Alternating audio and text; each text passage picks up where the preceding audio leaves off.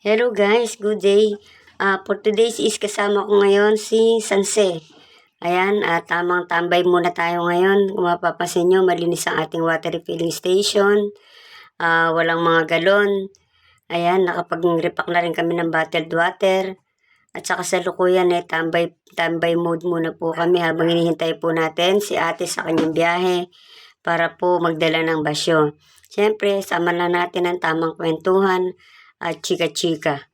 Ayan, ganyan po kami. Tingnan nyo naman po ang kasama kong si Diche. Kwento po ako ng kwento parang wala naman pong, parang hindi naman po nakikinig. Ano, umingiti-ngiti lang po pero ang totoo busy-busy po sa cellphone. Ayan, kung ano-ano nga po ang kwento ng buhay na may buhay, ang kinukwento ko sa kanya para kaming dalawa po ay hindi mainip hanggang naghihintay po ng ibibiyahe at hugasan niyang galon. Ayan, nag-comment naman po siya. Kunyari, syempre, para hindi naman ako mapahiya na ako daldal ng daldal siya nakapokus lang sa kanyang cellphone. Ayan, mahiya po sa akin na naging kukumpas. At para bang ako talagang yung buhay ng may buhay ay aking idinitidalyang mabuti. Ayan, at syempre, para pong ako nakakahalata na kay Sanse, parang hindi naman yata nakikinig sa kwento ko. O, comment na naman po siya. Siyempre, para ako po magpatuloy lang sa kwento at ako naman po hindi mapahiya na hindi halatang ako hindi naman niya pinakikinggan. Pero dahil nga po madaldal ako, sige lang po ang kwento ko.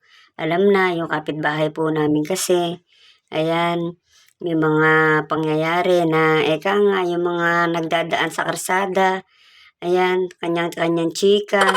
Kami naman po sa amin-amin lang, yung mga chika-chika namin, pampag-good vibes lang. Bahala ka na nga dyan, Diche, at ako po magse-cellphone na din. Kung ngayon dumadaldal ka sa akin, bahala ka dyan. Sige, sige, para hindi naman ikaw mapahiya, Sanse. Ako naman kunyari timitingin-tingin sa'yo, pero syempre busy na rin ako, no? Ikaw lang ba ang marunong mag-cellphone? Syempre nag-chat-chat-chat na rin ako, bahala ka dyan. O ngayon, magkwento ka ngayon dyan mag-isa mo, bahala ka. Sa kasalukuyan po talaga namang naiinip na kami Sanse at ala pa po yung hugasan niyang galon. At ang akin namang riripilan. Tamay-tamay po muna kami at kasalukuyan nga po ay nagkakaubusan na kami ng kwento ni Sanse. Ayan, chika-chika siguro po nangawit na po ang liig niya na nakatutok lang sa cellphone at ako naman po nangawit na rin kakakwento sa kanya. Bahala po siya, basta ako tututok na rin po ako sa cellphone ko. Ayan, at maarangkada na po siya ng kwento. Ayan, yung kanya naman pong istorya, ang kanyang ikinukwento, ang kanyang saya at lungkot sa kanyang buhay. Para pong maiiyak pa po ako sa kwento ni Sanse. Pero sige, pakikinggan ko lang po siya at nang sa ganun po makagaan po sa kalooban niya, ang kanyang nadarama ay mailabas niya. Ayan, sige po, ayan, nag-focus na po kami dalawa sa kwentuhan, wala mo ng cellphone. O ayan po, at abot pa po ang sentimento ni sa akin ni Sanse. At ako naman po tahimik na nakikinig lang sa kanya. Bahala po siya dyan, kwento lang po siya ng kwento. O ayan, teka muna po at makapagtimpla muna po ng kape.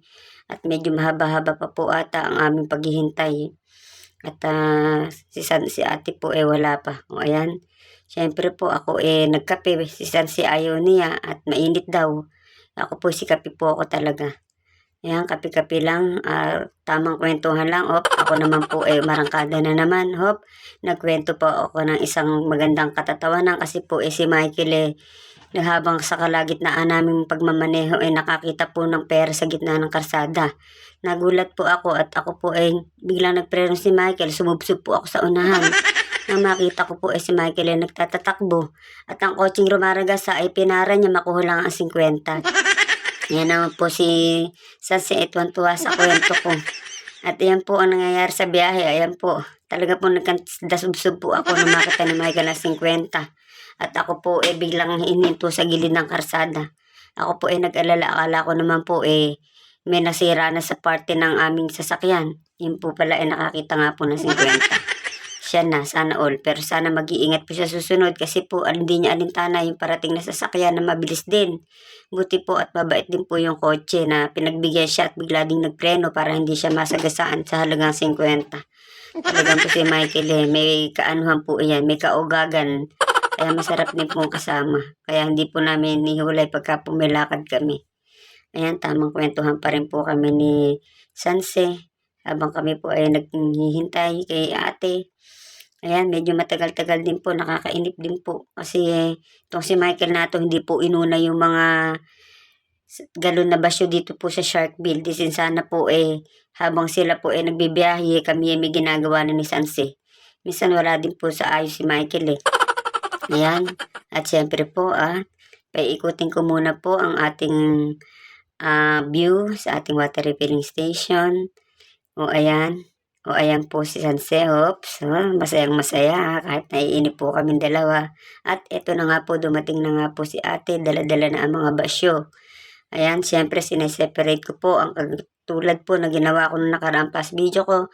Yung mga lugar pinagsasama-sama ko na sa ganun mas mabilis na mahugasan ni Sanse yung mga lugar na kanyang unahin. At ayan na nga po ang aming finished product na nagawa ni Sanse. Ayan, mabilisan po namin ginawa yan. Kung nga po mahaba ang aming tambay. Ayan, nakita nyo naman po, mamili na po kayo dyan. Yung mga pangalan nyo po, hanapin nyo na po dyan at i-deliver na po namin sa inyo. Ano po? Maraming salamat po ulit sa inyo. God bless po at patuloy po tayong magtangkilik sa bawat isa. At ingatan po namin ang tiwala ninyo.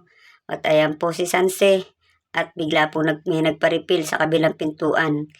Ayan, dito po yung Sharkville. Hindi na po kuhanin ng mga basyo at si Michael nga po hindi inunang kuhanin.